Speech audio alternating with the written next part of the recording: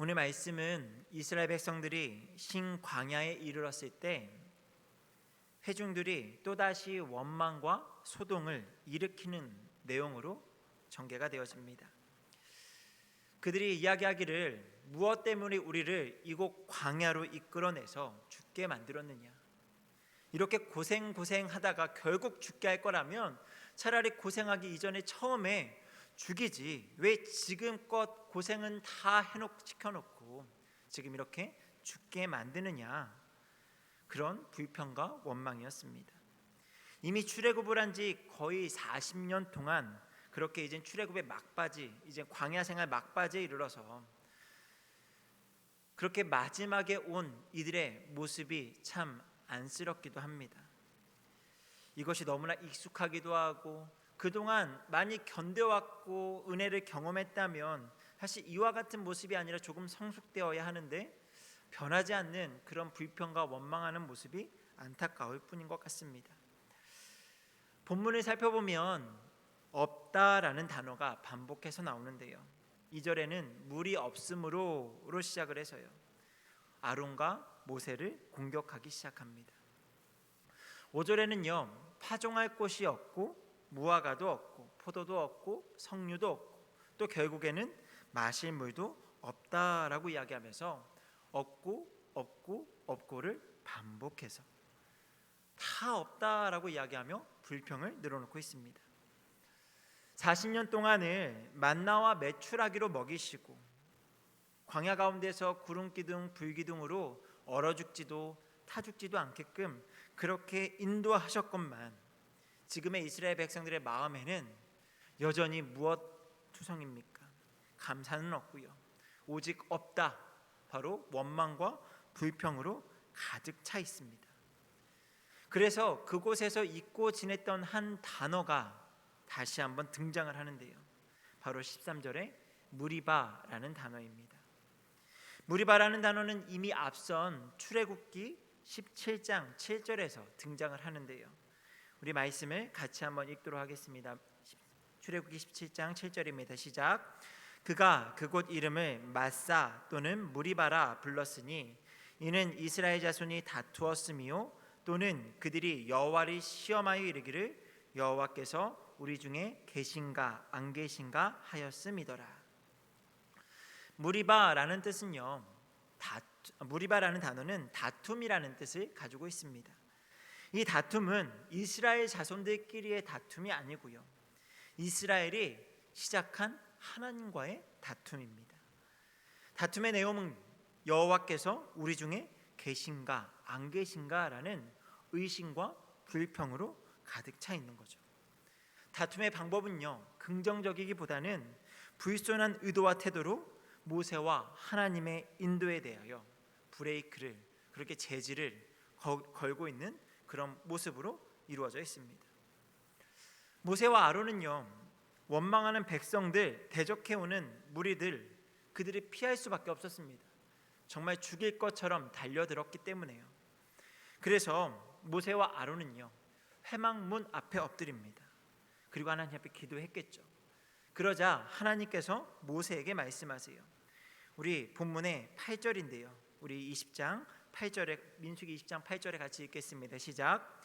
지팡이를 가지고 내 형 아론과 함께 회중을 모으고 그들의 목전에서 너희는 반석에게 명령하여 물을 내라 하라. 내가 그 반석이 물을 내게 하여 회중과 그들의 짐승에게 마시게 할지니라. 모세와 아론에게 다행히도 하나님의 음성이 들렸고요, 그 어려움을 타개할 만한 그런 방법을 허락하셨습니다. 그러니 이어지는 9절에 보니까 모세가 그 명령대로 여호와 앞에서 지팡이를 잡으니라 라고 해서 하나님께서 모세에게 명령하신 대로 지팡이를 가지고 이제 시작을 하게 된다라는 거죠. 하나님의 명령대로 지팡이를 잡았습니다. 그리고 지팡이를 통해 역사하셨던 하나님과의 추억이 있는 이스라엘 백성들이 한자리에 모이게 되었습니다. 이제 모세가 하나님의 말씀대로 반석에게 명령하여서 물을 내라, 이렇게 외치기만 하면 됩니다. 그런데 이때 생각지 못한 일이 벌어지게 돼요. 모세가 어떤 행동을 했는가 하면요, 모세가 지팡이로 반석을 2번 치게 됩니다. 근데 참 놀라운 것은 이때 물이 반석에서 솟아났다라는 거예요. 백성들 사이에서 할렐루야가 터지기 시작합니다. 하나님께서 우리를 건져주셨다, 우리를 살려주셨다, 우리에게 물을 주셨다. 그래서 백성들이 해갈을 하고요, 짐승들이 물을 마십니다. 원망의 자리에서 축제의 자리로 지금 변하고 있어요. 물이 솟아나니 사람들이 얼마나 기뻤겠습니까? 그래서 모든 불평과 원망은 사라지고 기쁨과 어떤 정말 즐거워하는 소리들이 가득했겠죠. 지금 놀라운 역사가 모세와 아론, 이스라엘 백성들 사이에 임하게 되었습니다. 모세와 아론은 지도자로서 당연하게 더 기뻐했겠죠. 문제를 성공적으로 해결했기 때문에요. 하지만 이때 그 누구도 생각하지 못한 일이 벌어지는데요. 우리 12절을 같이 읽도록 하겠습니다. 12절입니다. 시작. 여호와께서 모세와 아론에게 이르시되 너희가 나를 믿지 아니하고 이스라엘 자손의 목전에서 내 거룩함을 나타내지 아니한 고로 너희는 이 회중을 내가 그들에게 준 땅으로 인도하여 드리지 못하리라 하시니라. 지금 사실 참 당황스러운 하나님의 말씀이 모세와 아론에게 들려집니다. 문제를 해결하고 성공의 기쁨이 넘쳐나고 있는데 그에 대해서 하나님께서는 지도자 모세와 아론 그리고 출애굽한 20세 이상의 남자들에게 약속의 땅을 밟지 못하게 될 것이다 라고 하는 정말 영원한 형벌과도 같은 징계를 지금 내리시고 있습니다. 얼마나 당황스러웠을까요? 얼마나 참담했을까요? 사실 이보다 더 큰 죄를 지었을 때도 많았습니다. 심지어 금송아지를 만들어 놓고 하나님이다, 이것이 우리가 섬기는 하나님이다 라고 외쳤던 순간도 있지 않았습니까? 그럴 때마다 하나님께서 징계하시려고 했지만 하나님께서 모세의 기도를 들으시고 회유하기도 하시고 하나님께 때로는 그냥 쉬 넘어가시기도 하시고 그렇게 오랫동안 40년 동안 참아 오셨는데 어째서 지금 이와 같은 일에 크게 잘못을 한 것처럼 보이지 않는, 그래서 놀랍게 하나님의 역사까지도 나타난 이 순간에 하나님께서 징계의 말씀을 모세와 아론 그리고 이스라엘 백성들에게 말씀하셨을까요? 마치 하나님은 상황을 굉장히 감정적으로 대처하시는 분처럼, 그냥 좋은 것을 주셨다가도 그냥 갑자기 빼앗아 가시는 분처럼 그렇게 보이기도 할 만큼 당황스러운 사건이 지금 벌어지고 있는 겁니다. 이 상황 가운데 우리는 좀 불공평하다라고 여길 수도 있어요. 왜 하나님께서 겨우 그 하나님의 말씀 가운데 조금 다르게 행한 것 때문에 이와 같은 불공평한 처우를 내리셨을까? 왜 그들이 약속의 땅에 들어가지 못한다라는 말씀을 내리셨을까를 우리는 생각하게 되죠.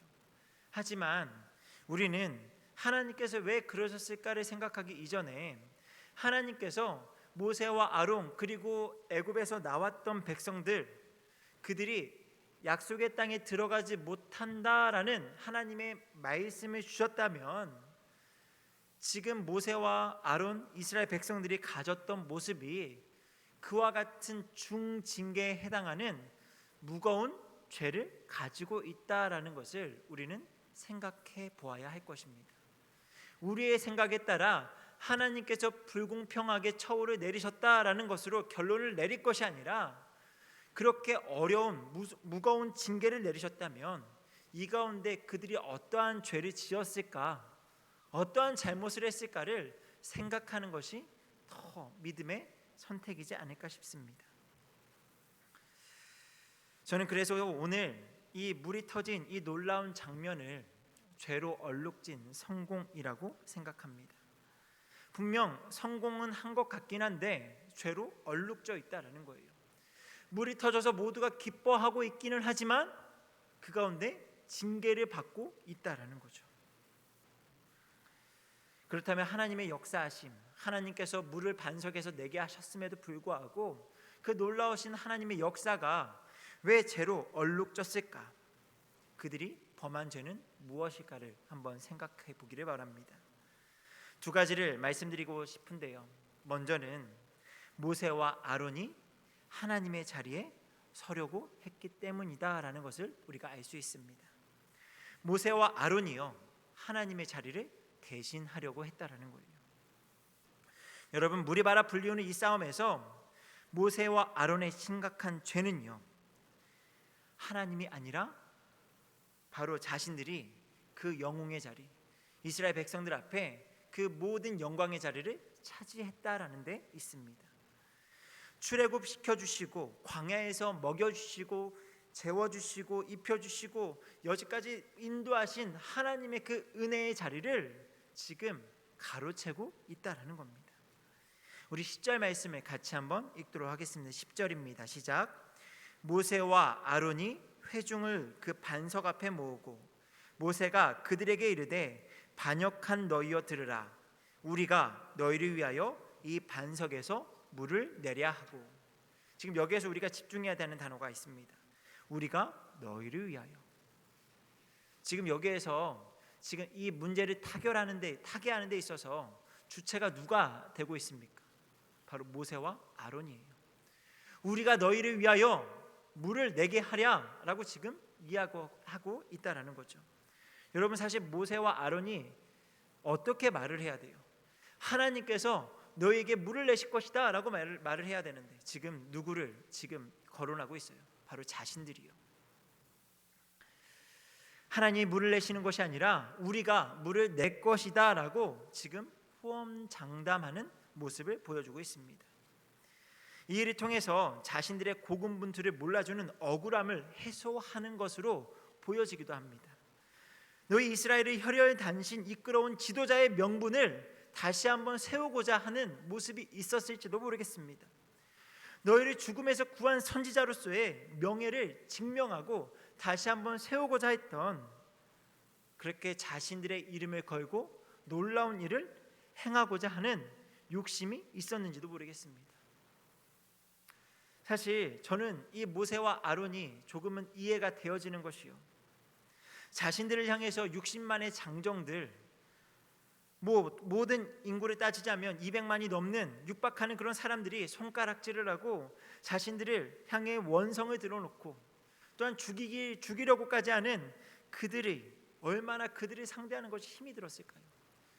여러분, 한 사람이 나를 향해 욕을 해도 힘든데 모든 백성이 나를 향해 정말 손가락질을 하고 욕을 할 때 얼마나 힘이 들었을까요? 그런 그들을 향해서 지금 지도자로서 놀라운 기적을 보인다면 사실 자신들의 입지가 다시 한번 굳어질 수 있는 상황이다라는 거죠. 저는 인간적인 생각으로 모세와 아론이 오히려 이 일을 통해서 지도자로서 입지가 굳어졌으면 하는 생각도 있습니다. 왜요? 이미 모세와 아론은 지도자로서의 그 명성과 모든 입지가 땅에 떨어져 있잖아요. 그러니 언제든지 끌어내서 죽이려고 하고 있지 않습니까? 그래서 오히려 그들에게 이와 같은 일이 있어서 모세와 아론에 대하여 지도자로서 존중하고 존경하고 더 높여주는 그런 마음들이 백성들에게 있어야 했기에 모세와 아론이 이와 같이 말을 하는 것이 충분히 이해가 되어집니다. 여러분, 이 가운데 정말 놀라운 일이 나타난다면 모세와 아론을 백성들이 얼마나 잘 따를까요?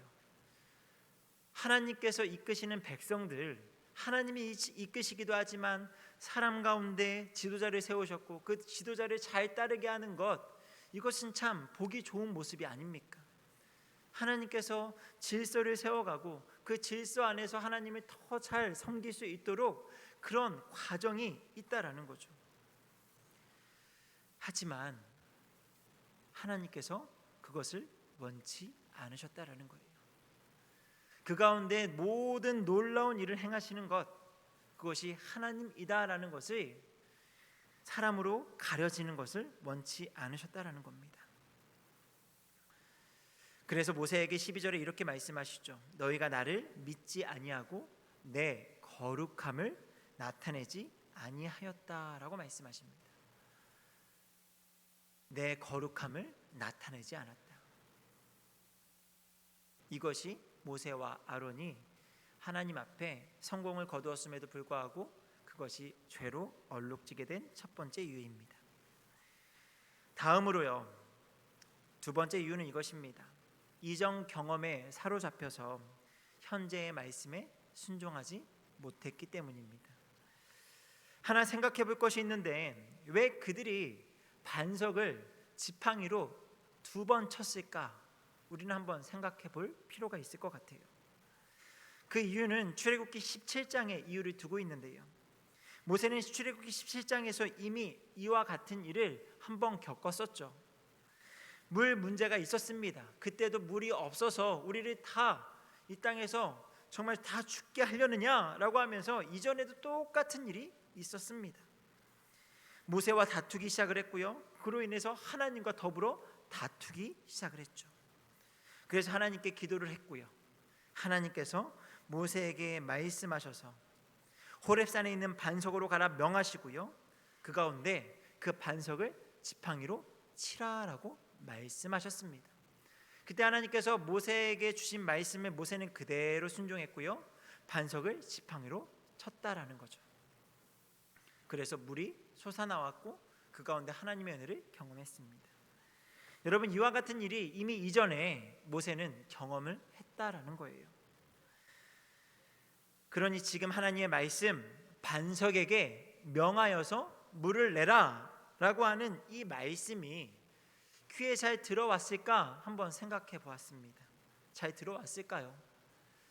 아마 제 생각에는 경황이 없어서 잘 들어오지 않았을 수도 있지 않았나 생각이 듭니다. 당장 하나님께서 반석에서 물을 내게 하시겠다, 지금 이것은 분명 들어왔을 거예요. 이 물 문제를 내가 해결할 것이야, 이것은 분명하게 들어왔을 것입니다.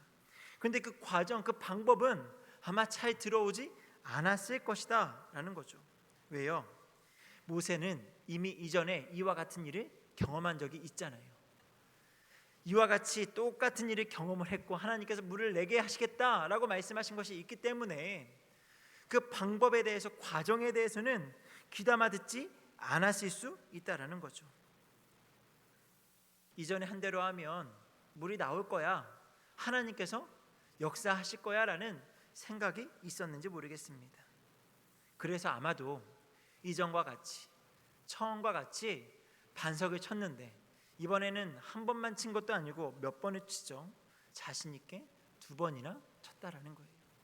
하나님께서 이전의 방법과 똑같이 하면 내게 물을 주실 거야. 결국 이 모든 것을 종합해서 이것이 죄가 되는 이유는 한 가지입니다. 모세가 하나님의 말씀을 그대로 순종하지 않았다라는 거예요. 여러분, 성경은 무엇을 죄라고 이야기합니까? 많은 것들이 죄가 되겠지만 그 모든 것들이 죄가 되는 한 가지 이유는 하나님의 말씀에 순종하지 않는 것, 이것을 죄라고 이야기합니다. 거창하고 정말 위험하고 정말 말도 안 되는 것들을 죄라고 이야기하지 않고요, 오직 하나님의 말씀에 순종하지 않는 것, 그것을 죄라고 이야기한다라는 거죠. 이와 같은 죄들로 인해서 하나님께서 분명 영광 가운데 놀라운 역사를 보이셨지만 그것이 죄로 얼룩져 버리게 돼요. 오늘 이런 말씀 묵상하며 우리의 삶에 한번 생각해 보기를 소망합니다. 성도 여러분, 혹시나 여러분의 삶 가운데 죄악이 가득할지라도, 사업이 번창하고 학업 가운데 있는 학생들이라면 승승장구하며 학업에서 좋은 결과를 거둘 수 있을까요? 내가 여전히 죄악 가운데 있을지라도 그와 같은 성공의 결과들이 주어질 수 있겠습니까? 답을 드리자면 있습니다. 내 삶에 여전히 죄가 있을지라도 우리는 성공할 수 있어요. 때로는 죄악의 현장에서도 성공처럼 보이는 놀라운 기적들이 나타날 수 있습니다. 우리의 불신앙의 모습 가운데에서도 하나님의 은혜는 나타날 수 있어요. 아니, 오히려 은혜가 필요하기 때문에, 죄가 관영되어져서 정말 가득하기 때문에 은혜가 나타날 수밖에 없어요.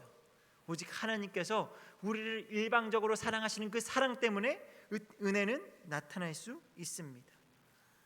다시 말해 우리의 삶에 나타나는 성공의 결과, 놀라운 역사들이 우리의 신앙의 어떠함을 추측하는 도구가 절대적으로 될 수 없다라는 것을 지금 말씀드리고 싶습니다. 우리의 삶 가운데 우리의 삶에 조금 나아지는 것들이 있다고 해서 그것이 결코 우리의 신앙을 정말 좋다라고 이야기할 수 없다라는 거죠.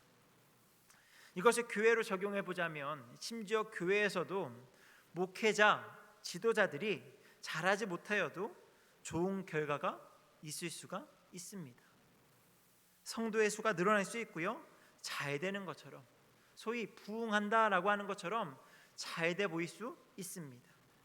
실제로 한국교회는 꽤 오랜 시간 동안 바른 진리가 아닌 기복주의를 강조하며 교회를 통해 이 땅에서 복을 누릴 것을 강조하며 그렇게 가르쳐 왔습니다.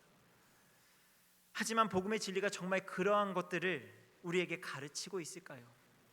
우리에게 이 땅에서 잘 먹고 잘 사는 것을 지향하는 것이 진짜 사람들에게 듣기 좋은 복음이겠습니까? 그것이 진짜 우리가 소망하고 붙들어야 되는 기쁨의 소식인가요? 아니죠. 오히려 세상과 벗하지 말라라고 말씀하세요. 많은 재물을 가짐으로 하나님과 멀어지느니 차라리 그 물질을 포기하고 하나님의 선하신 것들을 쫓아가는 삶을 살라라고 우리에게 말씀하시죠. 세상 가운데 더 많은 것들을 누리고 사는 삶보다는 때로는 내 것을 비우고 나누어 주어서 때로는 손해보고 낮아지는 삶을 살라라고 말씀하십니다. 그럼에도 한국교회는 세계 역사상 전례를 볼 수 없는 놀라운 성장을 이루었어요. 그래서 교회 성장학을 연구하는 수많은 세계의 신학 박사들이요, 한국교회의 성장을 의아해하게 생각을 합니다. 그리고 그것이 한국교회뿐 아니라 세계 다른 교회들에도 좋지 않은 영향을 끼치고 있는 것이 사실입니다.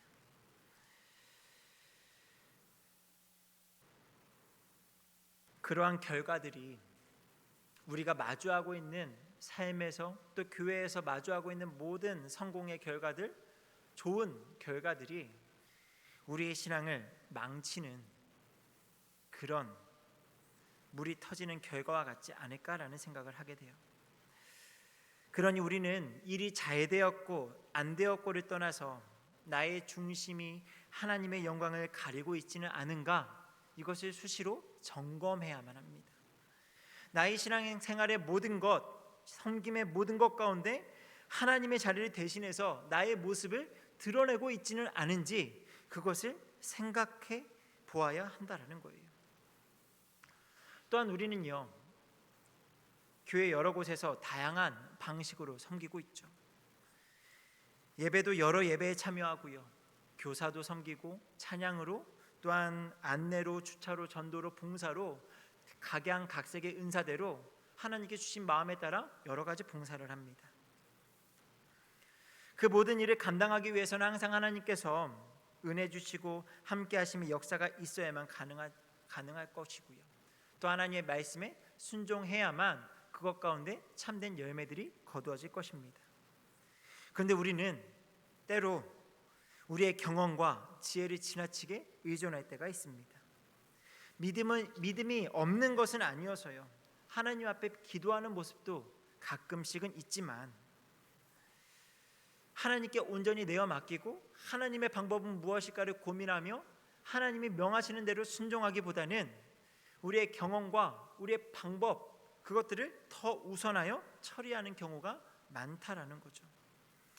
이전에 이렇게 했으니까, 이전에 이런 일은 이렇게 했으니까 똑같이 처리하면 될 거야.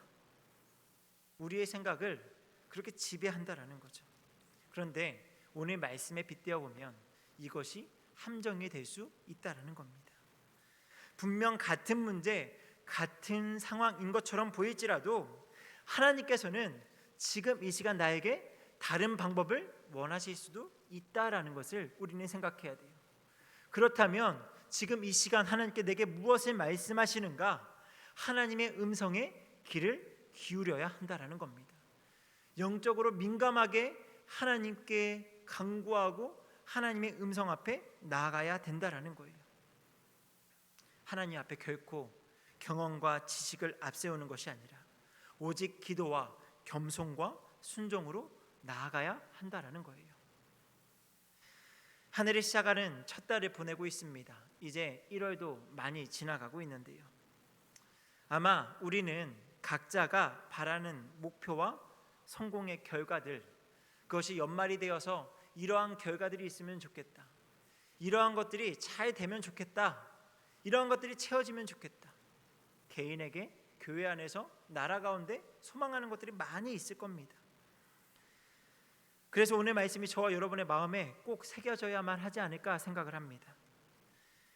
우리는 눈에 보이는 성공, 결과, 눈앞에 있는 증거를 따르는 사람들이 아니다라는 것을 반드시 알아야 해요. 눈에 보이지 않는 증거, 하나님께서 하나님의 방법대로 이루실 은혜들을 쫓는 사람들이라는 것을 반드시 알아야만 합니다. 우리는 과거의 경험을 보고 뛰는 사람들이 아니고요, 지금 내게 주시는 말씀을 붙잡고 살아가는 사람들이라는 것을 우리는 반드시 기억해야만 합니다. 성공을 바라는 결과, 지향적인 사람들이 아니라 하나님의 말씀을 철저하게 순종하는 과정을 지향하는 사람들이 되어야만 하는 줄 믿습니다. 그리고 그 모든 결과, 그 모든 성공, 그 모든 열매는 누구에게 영광을 올려드려야 합니까? 오직 하나님께 올려드려야 합니다. 나의 삶에 채워지는 것들에 대해서 오직 하나님께 감사해야 되고요, 내가 바라는 것들이 채워진 것에 대해서 하나님께 감사해야 합니다. 우리가 바라는 계획들이 완성되어져 가는 것을 통해서 오직 하나님께만 영광을 올려드려야만 합니다. 그러한 마음이 한 해를 보내며 계속적으로 마음에 새겨져서 계속적으로 작동하고요, 그것이 계속 우리의 삶을 이끌어가야 할 줄 믿습니다. 말씀 맺도록 하겠습니다. 오늘 말씀 가운데 모세의 실수라면 실수이고요, 죄악이라면 죄악인 것 두 가지를 발견할 수 있죠. 영광의 자리에 본인이 하나님을 대신했다라는 것과 하나님의 말씀 앞에 철저하게 순종하지 아니한 것. 우리 중 누구라도 모세가 될 수 있습니다. 하나님께서 분명 우리 가운데 놀라운 역사와 성공과 열매들을 주셨음에 감사하고 기뻐할 수 있지만 우리 중 누구라도 모세와 같이 하나님의 징계를 받을 수 있습니다. 그렇지 아니하려면 어떻게 할까요? 결과만을 놓고 보았을 때는 성공이라 여겨지는 것들에 대해서 우리는 한 번 더 의심해야 돼요. 내가 하나님 앞에 바르게 서지 못하고 내가 하나님 앞에 정말 기도하며 하나님의 말씀 가운데 순종하지 않았는데 좋은 결과, 성공의 결과들이 주어졌을 때 그것에 기뻐하는 것으로 끝이 아니라 하나님, 제가 바르게 서지 못했음에도 불구하고 주어진 이 성공의 결과 앞에 하나님 앞에 무릎 꿇고 회개하고 돌이키며 그 가운데 나 자신을 점검하며 나아간다면 하나님께서는 그런 우리의 모습을 미쁘시게 바라보셔서 여전히 우리를 사랑하시는 그 사랑으로 우리의 부족함, 연약함을 채워주실 줄 믿습니다. 그래서 올 한 해 오직 하나님 앞에 하나님의 영광을 가리지 않는 우리의 인생, 또한 오직 하나님의 말씀 앞에 철저하게 순종하며 나아가는 삶으로 하나님의 기쁨이 되는 저와 여러분의 삶이 되기를 주님의 이름으로 축복합니다. 함께 기도하겠습니다. 아버지 하나님,